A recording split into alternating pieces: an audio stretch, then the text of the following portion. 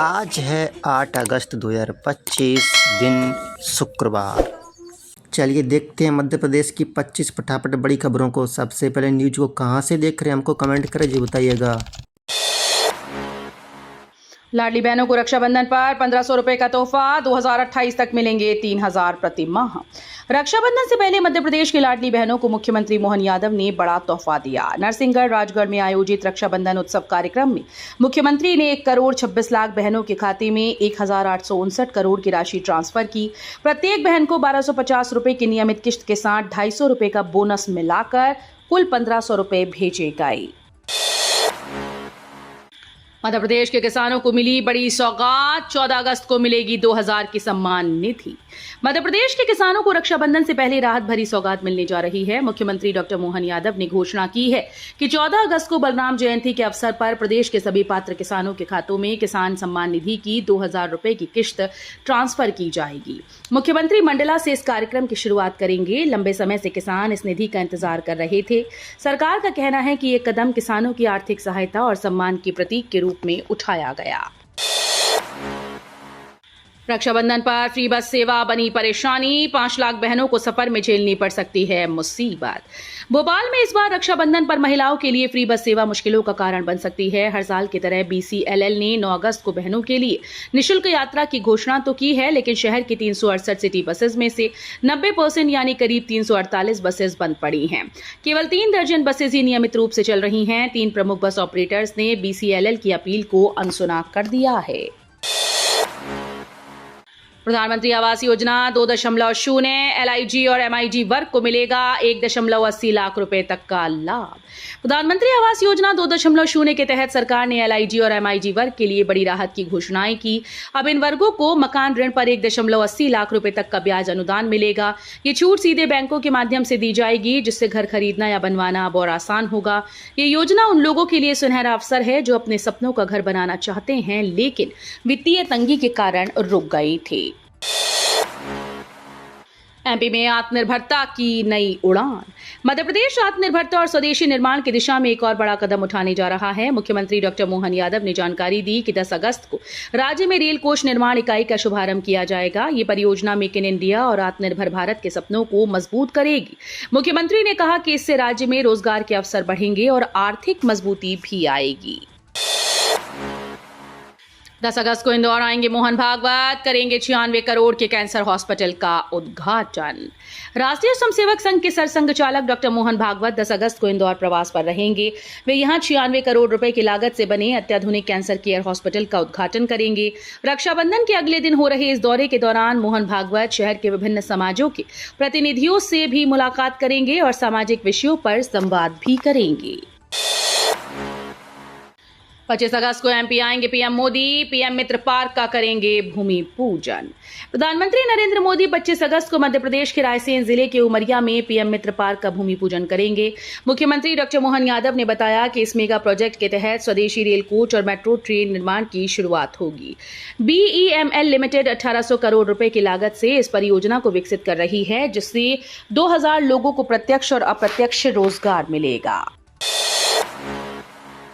MP में solar pump स्थापना का महाअभियान शुरू, 2026 तक लगेंगे 10 लाख पंप। मध्य प्रदेश में किसानों को ऊर्जा आत्मनिर्भरता की दिशा में बड़ी सौगात मिल रही है। मुख्यमंत्री डॉक्टर मोहन यादव ने कुसुम योजना के तहत प्रदेश में सोलर पंप लगाने का महाअभियान शुरू कर दिया। सरकार का लक्ष्य है कि अगले साल तक चरणबद्ध तरीके से 10 लाख सोलर पंप लगाई जाएं। MP में 353 अवैध मकानों पर चलेगा बुलडोजर, रक्षाबंधन के बाद कार्रवाई संभव।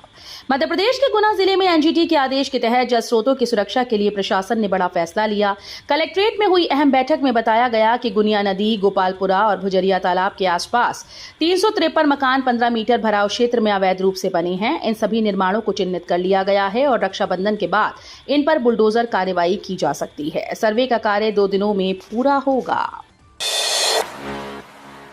इंतजार खत्म, उज्जैन में फ्रीगंज ओवरब्रिज का निर्माण शुरू, 21.40 मीटर चौड़ाई में जुड़ेगा शहर। उज्जैन वासियों का लंबे समय से चला आ रहा इंतजार अब खत्म हो गया। बहुप्रतीक्षित फ्रीगंज ओवरब्रिज का निर्माण कार्य आखिरकार शुरू हो गया है।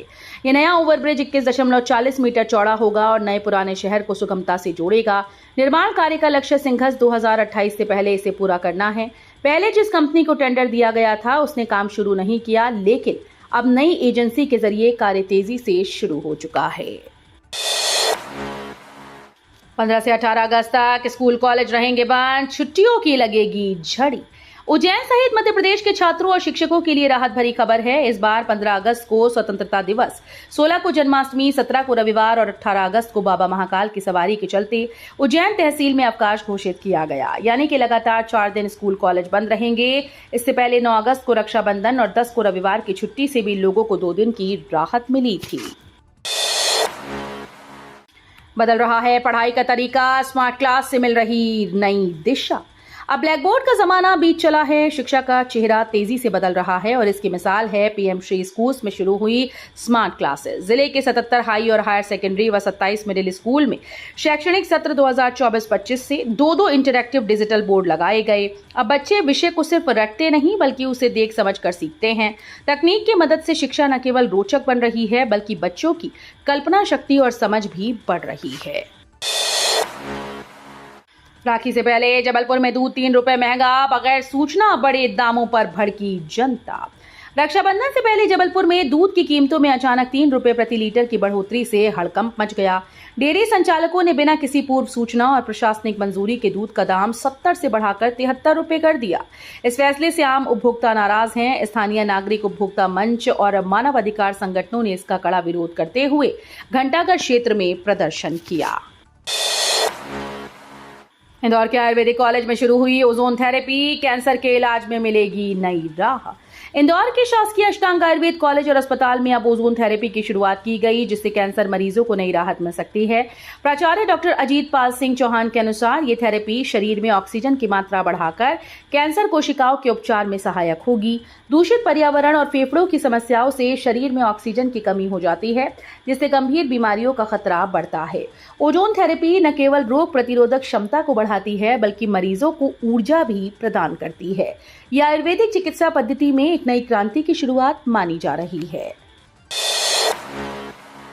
गुजरात में धड़केगा सिवनी के सत्येंद्र का दिल, लीवर भोपाल में देगा मरीज को नया जीवन।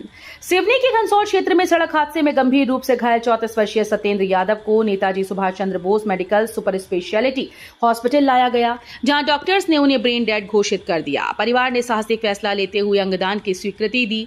इसके बाद सत्येंद्र का दिल गुजरात के एक मरीज को दिया गया, जबकि लीवर भोपाल में एक गंभीर रोगी को नई जिंदगी देगा। अंगों को समय पर पहुंचाने के लिए गुरुवार सुबह ग्रीन कॉरिडोर तैयार किया गया। 15 अगस्त और जन्माष्टमी की छुट्टियों में ट्रेन में वेटिंग बढ़ी, सीटें फुल। अगस्त के त्योहारी सीजन की शुरुआत के साथ ही ट्रेन पर भारी दबाव देखने को मिल रहा है। स्वतंत्रता दिवस और जन्माष्टमी की छुट्टियों के चलते ट्रेन में वेटिंग बढ़ गई। यात्रियों की सुविधा के लिए चलाई जा रही तेजस एक्सप्रेस जैसी ट्रेन में भी सीटें फुल हो चुकी हैं और कुछ ट्रेन में टिकट बुकिंग बंद कर दी गई। वहीं बसेस के किराए में भी करीब 20% की बढ़ोतरी दर्ज की गई। भोपाल में बिना हेलमेट पेट्रोल देने पर 2 पंप सील, सीसीटीवी से हुई पुष्टि। भोपाल में बिना हेलमेट पेट्रोल देने पर प्रशासन सख्त हो गया है। कलेक्टर के आदेश की अवहेलना करने पर गुरुवार को खाद्य विभाग ने होशंगाबाद रोड स्थित 2 पेट्रोल पंप सील कर दिए। दोनों पंपों पर बिना हेलमेट पेट्रोल देने की पुष्टि सीसीटीवी फुटेज के जरिए हुई, जिसमें 5 घंटे में 60 से अधिक बाइक में पेट्रोल भरते देखा गया। आदेश की अवहेलना पर आवश्यक वस्तु अधिनियम 1955 की धारा 3/7 के तहत कार्रवाई की गई। एमपी में भूजल संकट गहराया, 60% जल स्तर खत्म, कमलनाथ ने चेताया। मध्य प्रदेश में तेजी से गिरते भूजल स्तर को लेकर पूर्व मुख्यमंत्री कमलनाथ ने गहरी चिंता जताई।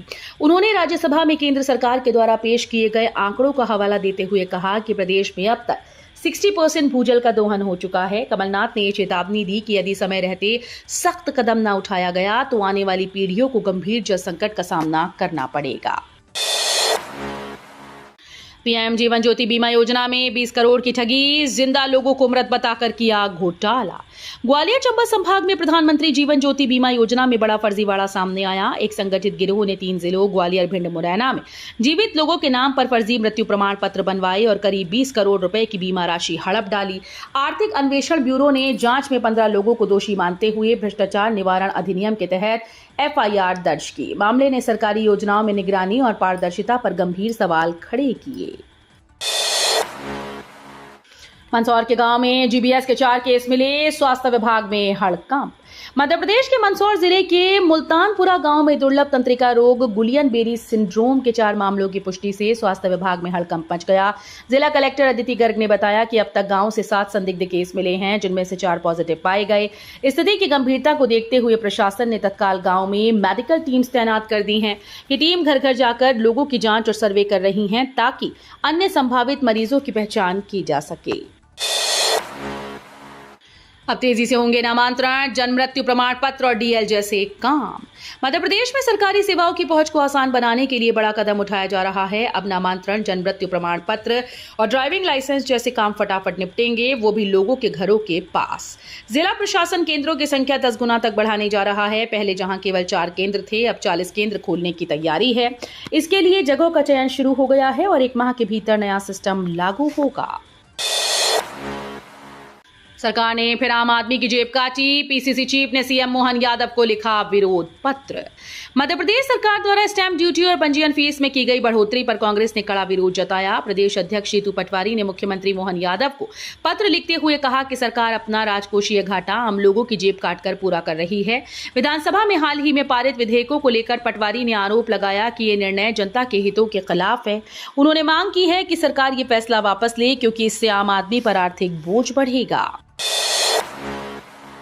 गरीबों की थाली पर डाका, 200 ग्रामीणों को नहीं मिला 3 महीने से राशन। मध्य प्रदेश के खंडवा जिले से गरीबों के हक पर डाका डालने का चौंकाने वाला मामला सामने आया। ग्राम बोरखेड़ा कला के 200 से अधिक ग्रामीणों ने आरोप लगाया कि उन्हें बीते 3 महीने से मुफ्त राशन नहीं मिला। ये ग्रामीण चिचखेड़ा ग्राम पंचायत के अंतर्गत आते हैं। जिला मुख्यालय पहुंचकर उन्होंने खाद्य विभाग से शिकायत की और कहा कि राशन दुकान का कर्मचारी अनाज नहीं दे रहा। सरकार जहां गरीबों के लिए मुफ्त राशन योजना चला रही है, वहीं जमीनी स्तर पर लापरवाही और भ्रष्टाचार से लोग भूखे रहने को मजबूर हैं। इंदौर में ट्रैफिक पुलिस का एक्शन मूड। इंदौर की सड़कों पर अब ट्रैफिक नियम तोड़ने वालों की खैर नहीं। यातायात पुलिस ने 15 प्रमुख चौराहों पर बॉडी वॉर्न कैमरे पहले ट्रैफिक जवान तैनात किए। ये कैमरे सिग्नल जंप और अन्य उल्लंघनों को रिकॉर्ड कर सीधे ITMS सिस्टम को भेजते हैं, जिससे तुरंत चालान कट जाता है। इतना ही नहीं, जिन वाहनों के 10 या उससे ज्यादा चालान पेंडिंग हैं, उनकी गाड़ियों को जब्त किया जा रहा है। गुरुवार को ही 4 वाहन जब्त किए गए। इस सख्ती का मकसद है ट्रैफिक व्यवस्था को दुरुस्त करना और सड़क हादसों में कमी लाना। जबलपुर के सिहोरा में छिपा खजाना, गांव में सोने की खदान की संभावना, शुरू हुआ सर्वे। मध्य प्रदेश के जबलपुर जिले के सिहोरा तहसील के बिनेका गांव में सोने की खदान की संभावना ने सबको चौंका दिया। भारतीय भूवैज्ञानिक सर्वेक्षण की टीम यहां सर्वे कर रही है और मिट्टी के नमूने जुटाए गए। हालांकि महानिदेशक का कहना है कि अभी केवल प्राथमिक जांच चल रही है और कई हेक्टेयर में सोना मिलने की खबरें फिलहाल सही नहीं है। उन्होंने ये भी जोड़ा कि सोना तो हर जगह पाया जाता है, लेकिन खनन योग्य भंडार की पुष्टि वैज्ञानिक जांच के बाद ही हो सकेगी।